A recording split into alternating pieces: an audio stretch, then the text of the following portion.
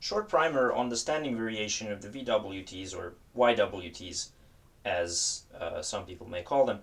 This is a relatively simple shoulder mobility and, well, T-spine mobility exercise, which is intimately linked with the TL junction stability. The way we set up this exercise, so this is a upper body mobility exercise. So the way I set it up is by first, from basically ground up. First, you want to take a shoulder wide stance with your feet pointing about 30 or 45 degrees outwards from your center line. You want to take this position, and then you want to plant your feet firmly. You want to squeeze your quads. You want to squeeze your glutes. You want to make your belly flat. You want to squeeze the abs. Usually what helps is you inhale deeply, like inflating both the chest and the belly, and then you start to exhale, and then first, well, you get the, the belt, the transverse abdominis, I'm not sure, to contract first, so you're exhaling, and then also you want to lock down the belly. Now, from the side, what you want to do is you want to envision this, obviously your head needs to be straight. And the way you do this is you tilt your head a little bit forward, and you're trying to point the back of your head straight up. This will usually position your neck in a very good position. So from the side, what you want to do is you want to draw an imaginary line from your ear, shoulder, center of the hip, and center, like through your legs and center of your foot. So this is the line that you're going to be sliding on, all right?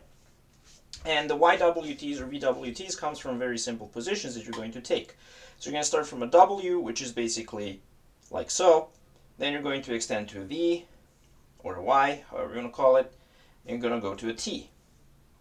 So I highly recommend that you use the mirror for this one. So you want to be as symmetrical as possible for this exercise. So you're going up, and you want to also match the speed of the arms when you move them up and down. It's a relatively simple mobility exercise, but with great benefits. So here you are, like so, go up, go down to a T, and you can shuffle these in any order that you want. One thing to note, and this is about the whole TL junction, so L spine, lumbar spine, T spine, thoracic spine, the junction, we're talking about this area here, so right below your rib cage. So what happens many times is people will get stiff from all the slouching on their computers. So what happens is people will feel tightness in this area, and many times they will raise their arms to stretch out the T-spine, which is a good strategy. However, the problem is that we tend to overcompensate. We tend to compensate our lack of mobility and stretchiness by actually extending our lumbar spine like so. And then what this allows us is to actually push our hands backwards, our arms backwards, but without actually engaging the T-spine. So what you want to do is you want to press down hard on this, you want to keep this, and you want to do this movement. Another variation that you can do is you can do this on a wall.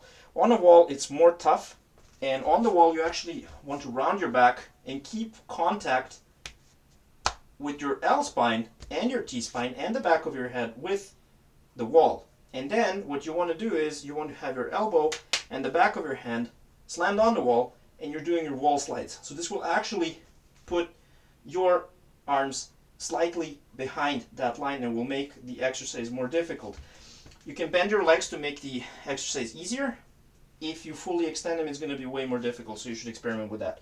But essentially, these are the VWTs.